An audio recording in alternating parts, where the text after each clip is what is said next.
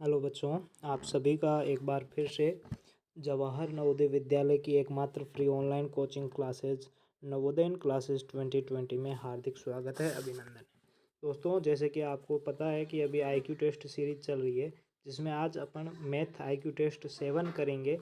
और अगर आप में से कोई भी बच्चा नवोदय विद्यालय की फ्री ऑफ कॉस्ट तैयारी करना चाहता है, 3 मॉडल पेपर एक दिन में होते हैं, सुबह शाम और दोपहर में। अगर आप में से कोई इंटरेस्टेड है जो कि ग्रुप में नहीं जुड़ा हुआ है, तो वो बच्चा हमें कॉन्टैक्ट नंबर दिए हुए वहाँ पर कॉल या मैसेज करके आप जुड़ सकते हो। ठीक है, ज़्यादा समय नहीं है तो सीधा क्वेश्चन स्टार्ट करते हैं। आज मैं कोशिश करूँगा कि जल्दी जल्दी करवाऊँगा, टाइम नहीं है ज़्यादा।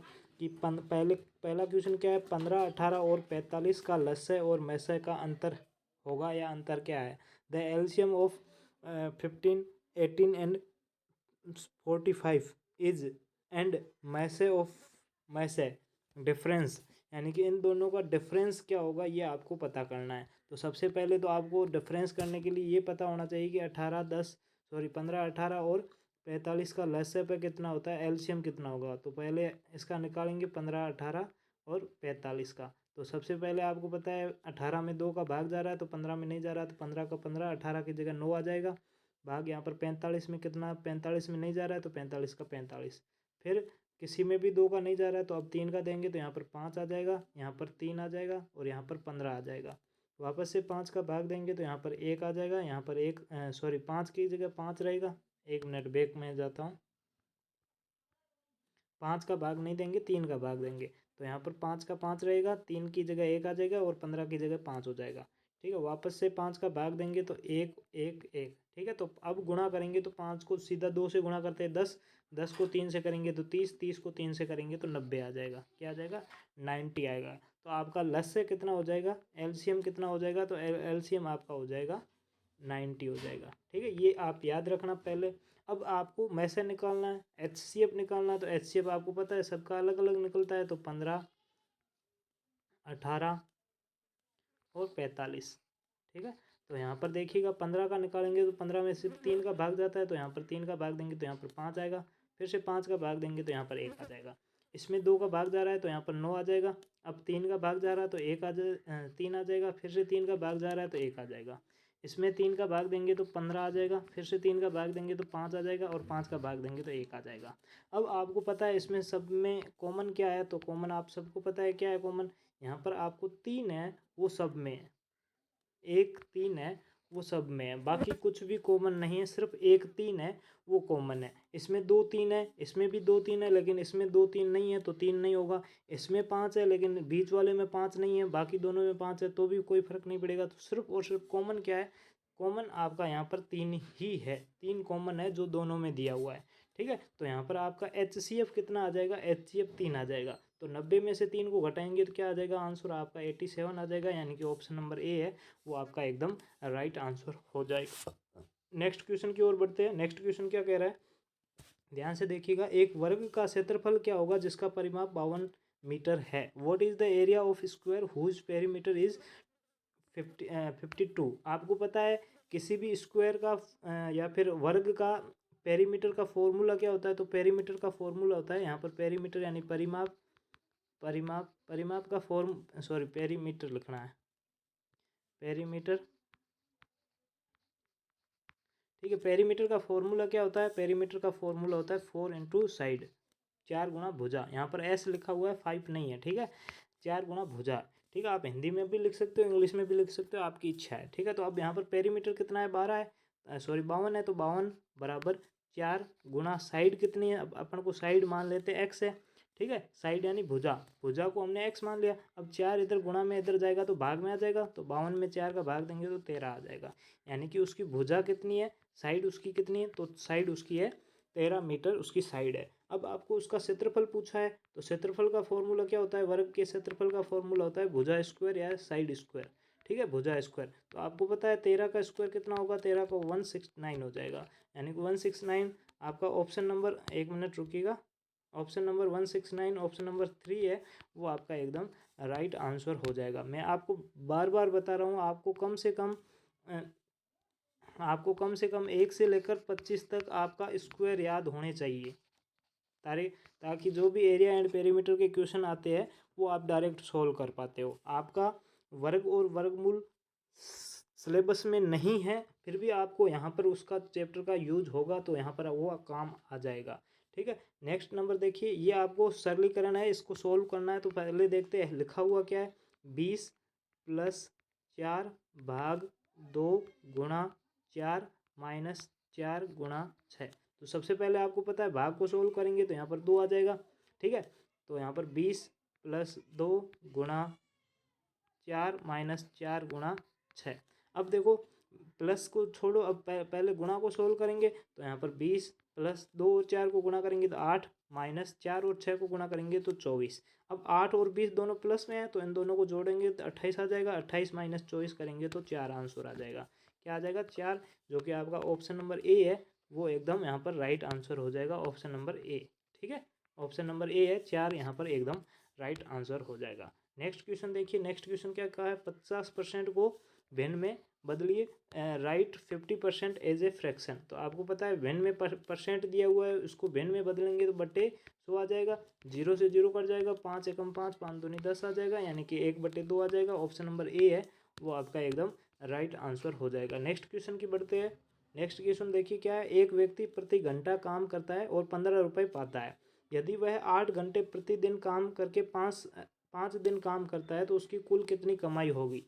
ए मैन गेट्स 15 रुपीज़, यहाँ पर रुपीज़ नहीं लिखा हुआ है, ध्यान रखना, rupees for an hour work, he work 5 day working 8 hour a day, total his total earning will be क्या होगी। अब देखो यहाँ पर बताया क्या दिया है कि यहाँ पर 1 घंटा काम करता है तो उसको 15 रुपये मिलते हैं। ठीक है, अब वह प्रतिदिन अगर 8 घंटा काम करता है तो अगर वो एक दिन में 8 घंटे काम करता है तो उसको कितने रुपए मिलेंगे। तो 15 गुणा 8 करेंगे तो 15 8 120 हो जाएगा।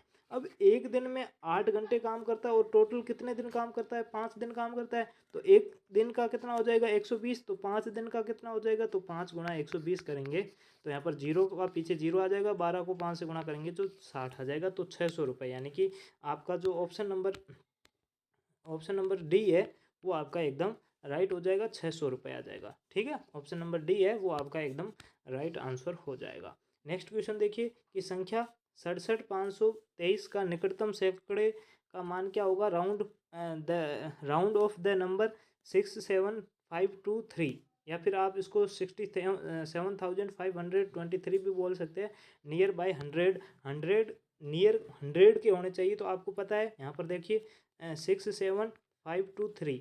ठीक है, अब यहाँ पर नियर 100 का पूछा है तो हमें 100 का मान निकालना है और जस्ट इसके पास वाला देखेंगे 2। तो मैंने आपको 2 ग्रुप बताए थे, 0 1 2 3 4 और दूसरा था 5 6 7 8 9। ठीक है, अगर इसमें से वो पास वाली संख्या है तो +1 हो जाता है, और अगर इसमें से है तो प्लस कुछ भी नहीं होगा, +0 होगा, तो वही की वही संख्या रहेगी। तो अब यहाँ पर देखिए 5 के जस्ट पास में 2 है, 2 कौन से ग्रुप में आता है, पहले में आता है, यानी कि +0 होगा। तो यानी कि यहाँ पर क्या हो जाएगा 6 7, आगे वाली सेम रहेगी, पीछे वाली या तो यहाँ पर 6 होगा या कुछ भी नहीं होगा। तो ये पहले वाले ग्रुप में आ जाता है 2, इसके पास वाला, तो ये यहाँ पर 0 हो जाएगा। तो यहाँ पर 5 का 5 रहेगा, कुछ भी ऐड नहीं होगा, और पीछे जितने भी अंक है उतने 0 आ जाएंगे। तो 67,500 आ जाएगा। तो 67,500 आपका ऑप्शन नंबर किस में दिया हुआ है, ध्यान से देखिए, 67,500 ऑप्शन नंबर ए में है, यानी कि ऑप्शन नंबर ए है वो आपका एकदम राइट आंसर हो जाएगा। नेक्स्ट क्वेश्चन देखिए कि 1 से 50 तक लिखने में 9 कितनी बार आता है। हाउ मैनी टाइम्स डज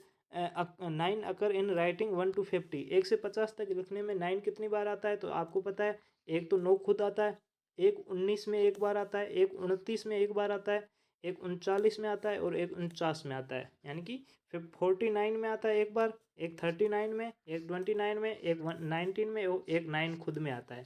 तो 9 कितने बार आ जाएगा, 5 बार आ जाएगा, यानी कि ऑप्शन नंबर डी है वो आपका एकदम राइट आंसर हो जाएगा, ऑप्शन नंबर डी। ठीक है, यहाँ तक अच्छे से समझ में आ चुका होगा। 7 नंबर क्वेश्चन हो चुका है। 8 नंबर देखिए कि 15 सेंटीमीटर भुजा वाले 15 सेंटीमीटर भुजा वाले वर्गाकार टाइल से 3.6 गुणा 4.5 मीटर वाले भुजा वाले आयताकार फर्श को ढकने के लिए कितनी टाइलों की आवश्यकता होगी। तो यहाँ पर इसको देखिए इसको देखिए, इसको कैसे करेंगे, आप सबको पता है कैसे करेंगे। तो मैंने आपको पूछा था, जब भी संख्या टाइलों की पूछे या किसी की संख्या पूछे तो आपको बड़े का क्षेत्रफल बटे छोटे का क्षेत्रफल करना है। तो यहाँ पर संख्या पूछ रही है तो संख्या बराबर बड़े का क्षेत्रफल बटे छोटे का क्षेत्रफल। बड़े का क्षेत्रफल बड़ा क्या है, यहाँ पर आयताकार फर्श बड़ा होगा, तो आयताकार फर्श का यहाँ पर भुजाएं क्या दी हुई है, आयताकार फर्श क्या है, आयताकार है। आयताकार है तो आयताकार का फॉर्मूला क्या हो जाएगा, लंबाई गुणा चौड़ाई होगा, लेंथ इनटू ब्रेथ। तो लंबाई क्या है 4.5 गुणा चौड़ाई कितनी है 3.6। अब आपको यहाँ पर मीटर में दिया हुआ है, लेकिन जो छोटी वाली टाइल है वो सेंटीमीटर में, तो पहले इनको मीटर में सेंटीमीटर में कन्वर्ट करते हैं। तो यहाँ पर देखिएगा 4.5 को सेंटीमीटर में कन्वर्ट करेंगे तो कितना आ जाएगा, इसको 100 से गुणा करेंगे तो यहाँ पर देखिए 4500 और पॉइंट एक अंक के बाद में, तो यहाँ पर पॉइंट लग जाएगा यानी 450 आ जाएगा। और 3.5 को करें गुणा 100 से करेंगे तो कितना आ जाएगा 350 आ जाएगा। यानी कि आयताकार जो फर्श बना हुआ उसकी लंबाई चौड़ाई कितनी है, तो 450 गुणा 350। अब आप बोलोगे गुणा क्यों किया, क्योंकि आयताकार फर्श की आयताकार आयत का क्षेत्रफल का क्या होता है, लंबाई गुणा चौड़ाई। तो ये लंबाई गुणा चौड़ाई, तो इसका क्षेत्रफल आ जाएगा ऊपर आयत का। अब नीचे जो टाइल है वो वर्गाकार है, वर्ग का फॉर्मूला क्या होता है, भुजा गुणा भुजा या साइड इंटू साइड या साइड स्क्वायर। तो यहाँ पर 15 × 15 आ जाएगा, 15 × 15। दोनों का इकाई यूनिट सेम है, सेंटीमीटर सेंटीमीटर। अब दोनों को काटेंगे तो 15 से 45 कटेगा 3 बार, और फिर आप 350 और 15 को 5 से काटेंगे तो यहाँ पर 70 आ जाएगा, और नीचे 3 आ जाएगा। 5 से काटेंगे और 3 से 3 कट जाएगा तो यहाँ पर क्या बचेगा 10 गुणा 70। 10 को 70 से गुणा करेंगे तो 700 आ जाएगा। 700 आपका ऑप्शन नंबर 700 नहीं है, 720 दिया हुआ है, यानी कि ऑप्शन गलत है। यहाँ पर एक बार वापस से चेक कर लेते हैं। यहाँ पर ध्यान से देखिएगा कि आपकी जो भुजाएं दी हुई है 450 और 350, सॉरी 360 है, यहाँ पर मैंने गलती कर ली है। यहाँ पर आप देखोगे, एक मिनट रुको, यहाँ पर 3.6 है और अपन ने 3.5 मान लिया। 3.6 को गुणा करेंगे तो 360 आएगा, तो यहाँ पर 360 हो जाएगा। सॉरी 360 को 5 से गुणा करेंगे काटेंगे तो कितना आ जाएगा, यहाँ पर 5 से काटेंगे तो 5 7 35, एक बचेगा, 5 दूनी 10, तो 72 आ जाएगा। तो 10 को 72 से गुणा करेंगे तो कितना आ जाएगा 720 आ जाएगा। बिल्कुल आपका राइट आंसर है, ऑप्शन नंबर बी है 772 आपका एकदम राइट आंसर है। हमने थोड़ी सी गलती कर ली थी, 3.6 को 3.5 मान लिया था। ठीक है, तो ये आपको समझ में आ चुका होगा मेरे हिसाब से। यहाँ पर ऑप्शन नंबर जो बी है वो आपका एकदम राइट आंसर हो जाएगा। थोड़ा सा आज जल्दी में, इसीलिए क्लास जल्दी जल्दी हो रही है, ध्यान रखिएगा। बाकी कोई दिक्कत नहीं होगी मेरे हिसाब से। अगर कुछ है तो आप डायरेक्ट कॉल कर सकते हो या पर्सनल मैसेज कर सकते हो। रुस्तम की माँ ने 50 किग्रा चीनी 450 रुपये में खरीदी। उसे चीनी को दुकान तक लाने में चीनी को दुकान तक लाने में 50 रुपये मजदूरी दी। यदि उसने चीनी 11 रुपये प्रति किग्रा की दर से बेची हो तो उसका लाभ क्या होगा। यानी कि उसकी जो रुस्तम की माँ है उसने 50 केजी चीनी खरीदी। कितनी, 50 केजी चीनी खरीदी। कितने में खरीदी, 450 रुपये में खरीदी। कितने में खरीदी, 450 रुपये में खरीदी। और उससे जो वहाँ से मार्केट से अपनी दुकान पर अपने गांव में लेके आई तो उसको 50 रुपये का किराया पड़ गया। तो दोनों टोटल को मिलाएंगे तो कितना आ जाएगा, तो 500 रुपये यहाँ पर क्रय मूल्य हो जाएगा। यानी कि उस चीनी को 50 किलो चीनी के लिए उसकी जेब से कितने निकले, रुस्तम की मम्मी की जेब से कितने निकले, 500 रुपये निकले। यानी कि उस वस्तु का क्रय मूल्य क्या हो जाएगा, 500 रुपये हो जाएगा। यानी कि जो 50 केजी चीनी है उसका क्रय मूल्य क्या है, 500 रुपये। अब उसने 11 रुपये प्रति किग्रा के हिसाब से बेच दिया। तो टोटल 50 केजी थे, तो 50 केजी को 11 के हिसाब से बेचेंगे तो कितना आ जाएगा, 11 को 5 से गुणा करेंगे तो 55 और 0, यानी कि 550 रुपये उसको मिले। अब आपको पता है 500 रुपये में उसने खरीदा और 550 में बेचा, तो उसको क्या हो गया, 50 रुपये का प्रॉफिट हो गया, 50 रुपये का लाभ हो गया। यानी कि ऑप्शन नंबर डी है 50 रुपीज़ प्रॉफिट। तो ऑप्शन नंबर डी है वो आपका एकदम यहाँ पर राइट आंसर हो जाएगा। बहुत ही सिंपल क्वेश्चन है, ज़्यादा इसमें कुछ अलग करने की ज़रूरत नहीं है, सीधा आंसर आपके सामने है। 180 क्वेश्चन नंबर 10 देखिए क्या है। क्वेश्चन नंबर 10 कि 180 मीटर लंबी रेलगाड़ी 54 किलोमीटर प्रति घंटे की चाल से किसी खंबे को कितने समय में पार कर पाएगी। In what time will a train 180 metre long across a pole speed of 54 kilometre per hour. अब आपको पता है कि किसी भी, अब आपको सबसे पहले समय निकालते हैं, हमें समय का पूछा हुआ है तो यहाँ पर समय निकाल देते हैं। तो यहाँ पर समय निकालेंगे तो कितना आ जाएगा, 180 में 180/54 करेंगे तो 54 किलोमीटर प्रति घंटे की स्पीड है, तो 54 करेंगे तो 180 बटे, तो 18 एकम 18, 18 दूनी 36, 18 तिया 54, तो यहाँ पर कितना आ जाएगा, 10/3 आ जाएगा। कितना आ जाएगा, 10/3 आ जाएगा। अब आपको पता है कि ये 10/3 घंटे में आया है। किसमें आया, घंटे में आया, सॉरी घंटे में नहीं, मिनट में, सॉरी घंटे में ही आया है। किस में आया, घंटे में आया। यानी कि क्योंकि चाल थी ना, चाल हमारी किस में थी, घंटे में थी, तो यहाँ पर समय भी किस में आएगा, घंटे में आएगा। यानी कि समय कितना है, 10/3 घंटे समय है। अब समय को पहले मिनट में कन्वर्ट करते हैं, फिर मिनट से सेकंड में कन्वर्ट करेंगे तो कितना आ जाएगा। तो यहाँ पर सीधा अगर 1 घंटे में मिनट की बात करेंगे तो 1 घंटे में मिनट कितने, 60 होते हैं, और 1 घंटे में 1 मिनट में सेकंड भी 60 होते हैं। 60 और 60 को गुणा करेंगे तो 1 घंटे में सेकंड कितने होते हैं, सेकंड 3600 होते हैं। आपका डायरेक्ट ये क्वेश्चन नवोदय में पूछा जा चुका है कि 1 घंटे में सेकंड कितने होते हैं, तो 1 घंटे में सेकंड 3600 होते हैं। तो इसको डायरेक्ट 3600 से गुणा करते हैं तो ये सेकंड में कन्वर्ट हो जाएगा। अब आपको पता है गुणा करेंगे तो यहाँ पर 3 को 36 से काटेंगे तो 12 या 36, और 1200 गुणा 10, 12,000 आ रहा है। कुछ शायद दिक्कत, हाँ बड़ी बड़ी दिक्कत है, मैंने यहाँ पर ध्यान नहीं दिया। मैं आपको वापस बताता हूँ कि हमने स्पीड सीधी निकाल दी, लेकिन यहाँ पर देखिए ये किलोमीटर प्रति घंटे में, जबकि जो हमारी दूरी है ना वो मीटर में दी हुई है।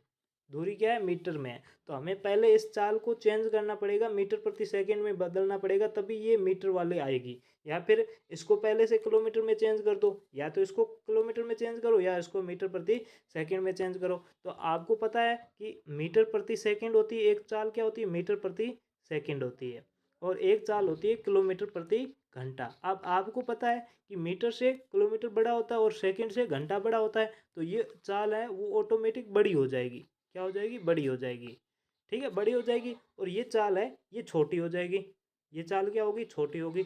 अब मैंने आपको क्या बताया था, जब भी चाल को चेंज करते हैं तो या तो उसको गुणा करते हैं 5/18 से, और या गुणा करते हैं 18/5 से, या गुणा करते हैं 5/18, या 5/18, या 18/5 से। इन दोनों से गुणा करते हैं, जब भी चाल को चेंज करते हैं तो इन दोनों से गुणा करते हैं। अब कब कहाँ पर किससे गुणा करना ये हमें पता नहीं है।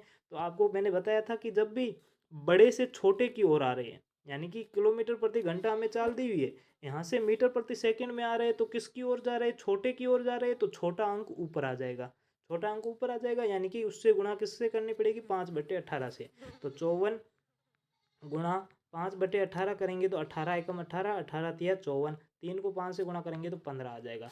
यानी कि 15 मीटर प्रति सेकंड उस जो ट्रेन है उसकी चाल क्या हो जाएगी, 15 मीटर प्रति सेकंड हो जाएगी, 15 मीटर प्रति सेकंड।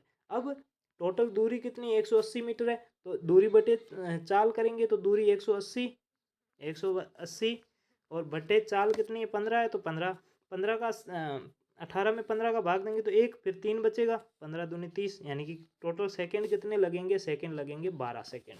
कितने सेकंड लगेंगे, 12 सेकंड। यानी कि आपका ऑप्शन नंबर जो सी है वो आपका यहाँ पर एकदम राइट आंसर हो जाएगा। मेरे हिसाब से समझ में आ चुका होगा। सिर्फ चाल को चेंज कैसे करना ये आपको पता होना चाहिए, और मैंने अभी बता भी दिया है कि चाल को चेंज करने में या तो आपको 18/5 से गुणा करनी पड़ेगी, या 5/18 से गुणा करनी पड़ेगी।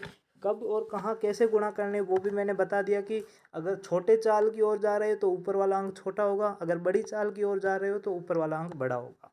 ठीक है, अब नेक्स्ट क्वेश्चन की ओर बढ़ते हैं। नेक्स्ट क्वेश्चन क्या है, 240 का 50%, 50% ऑफ 240, 400 के 50% से कितना कम है, is how much less than 50% of 400। तो अब आपको पहले तो ये पता करना पड़ेगा 240 का 50% कितना होता है। तो 240 का 50% यानी 50/100।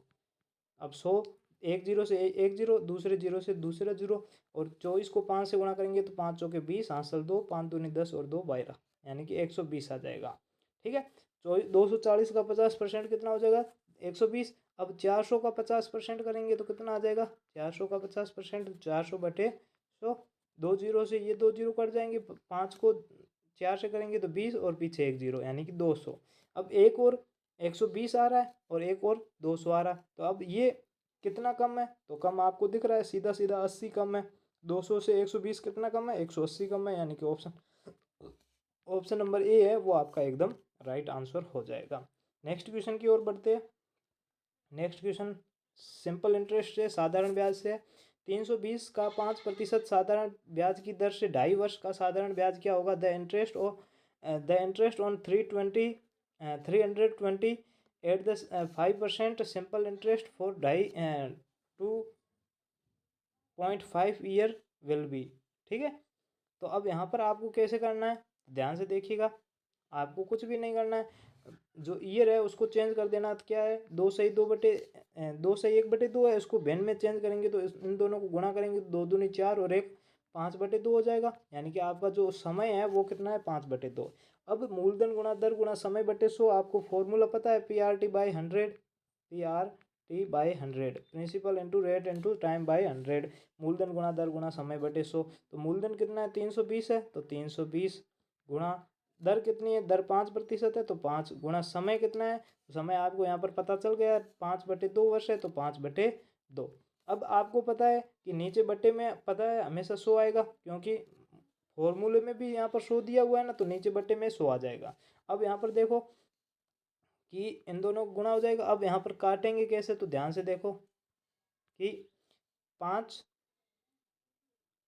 ऐसे काट दो कि 0 से ये 0 कट जाएगा और 5 से ये 10 कटेगा, 5 एकम 5 और 5 दूनी 10, तो नीचे 4 बच जाएंगे। 2 गुणा करेंगे तो 4 आ जाएगा।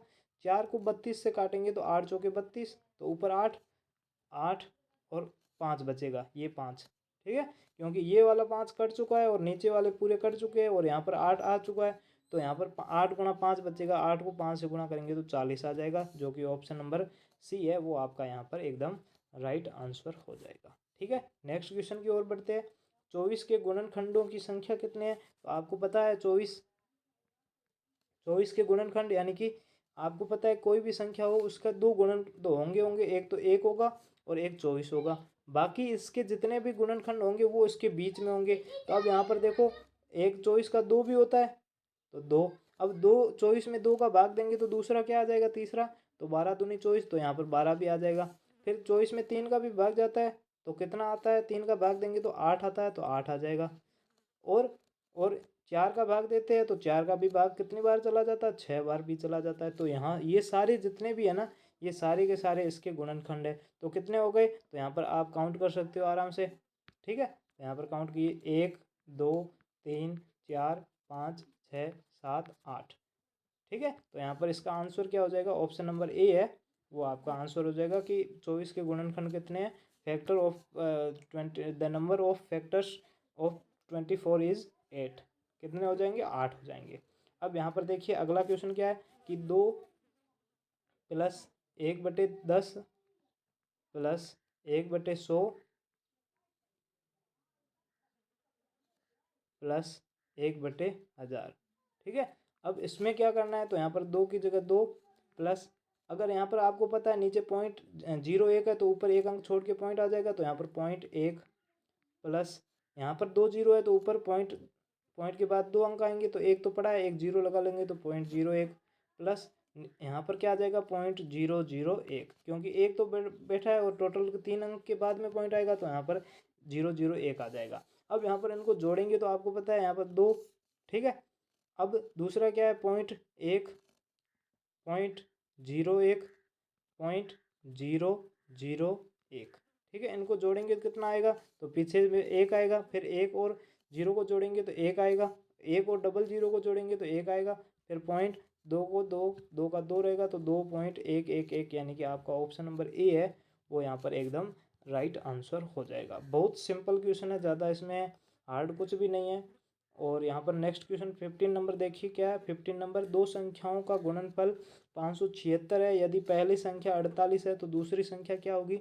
The product of two number is 576 if the first number is 48 find the second number. अब यहाँ पर देखिए मान लेते हैं कि पहली संख्या तो यहाँ पर दी हुई है 48, दूसरी संख्या मान लेते हैं कि x है। दोनों का गुणनफल कितना है? दोनों का गुणनफल 576 है।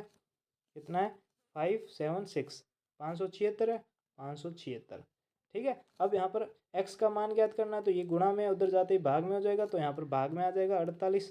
अब आप सीधा भाग दे सकते हो कि 48 57 में 48 का भाग देंगे तो एक बार चला जाएगा, पीछे कितने बचेंगे? 2 और 7 9 बचेंगे। अब 48 दूनी 96 होता है तो 2 बार पूरा पूरा चला जाएगा, यानी कि 12 आ जाएगा।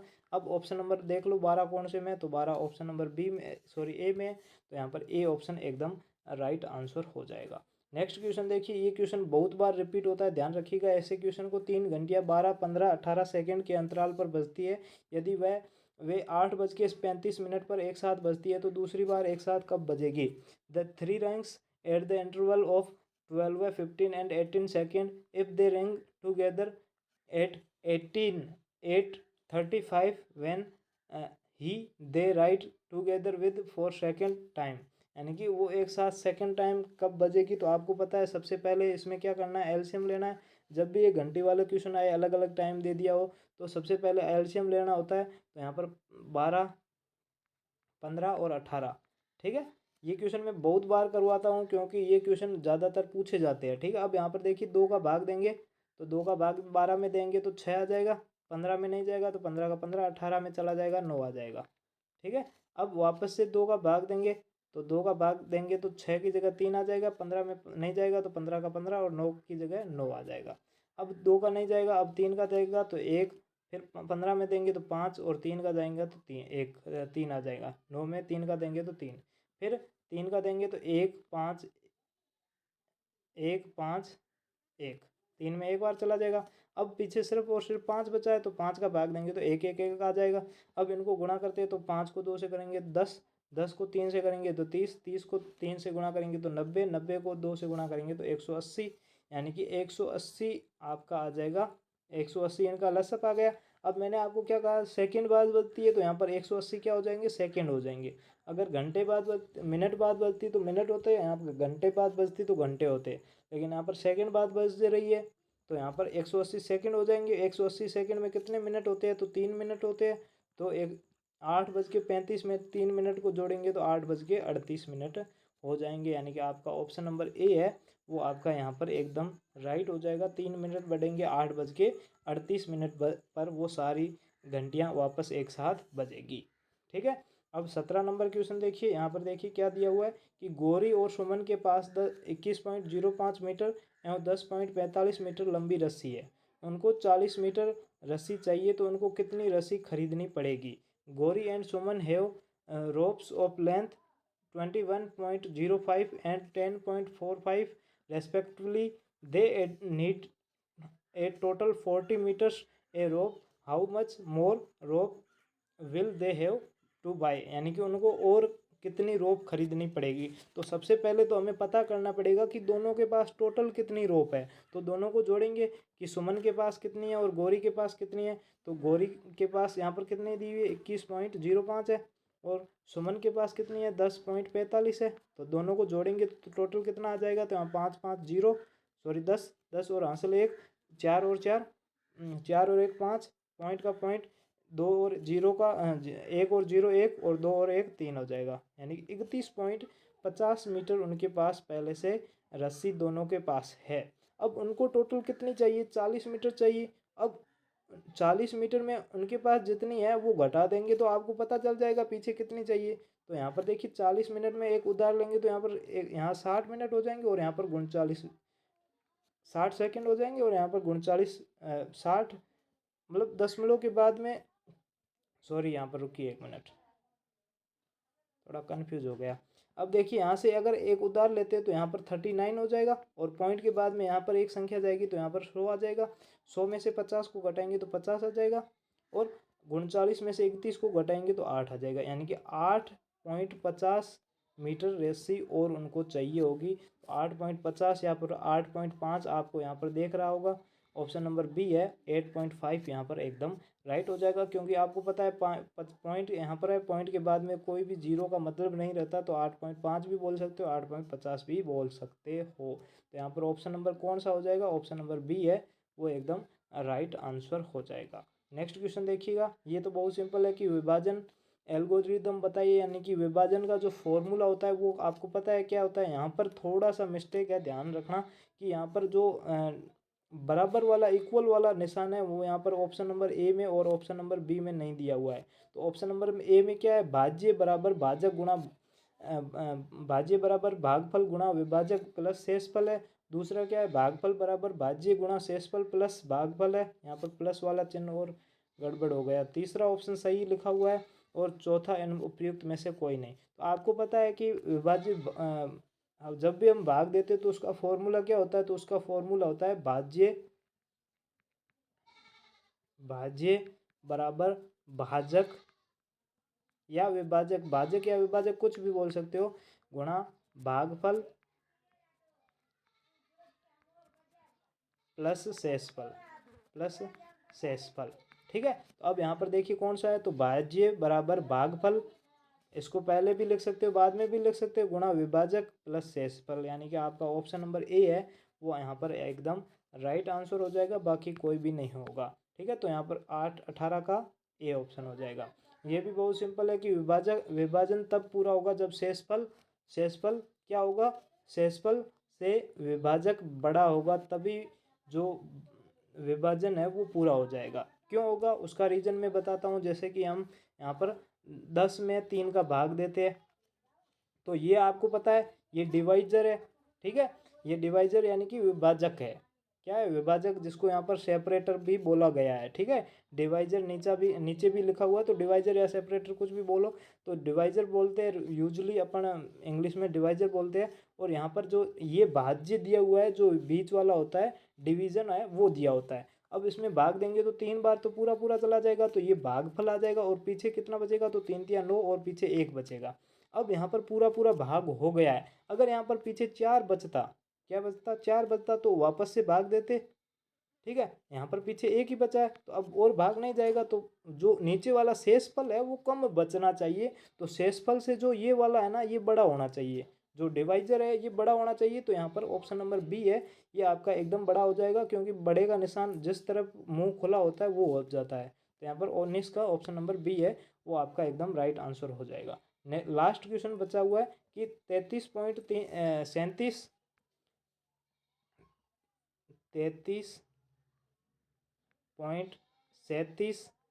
दूसरा ऑप्शन है 333.37, चौथा ऑप्शन है 37.37, और तीसरा ऑप्शन है 303.37 का अवरोही क्रम पूछा। बहुत सिंपल क्वेश्चन है, आपको यहाँ पर पॉइंट देखने की ज़रूरत नहीं है।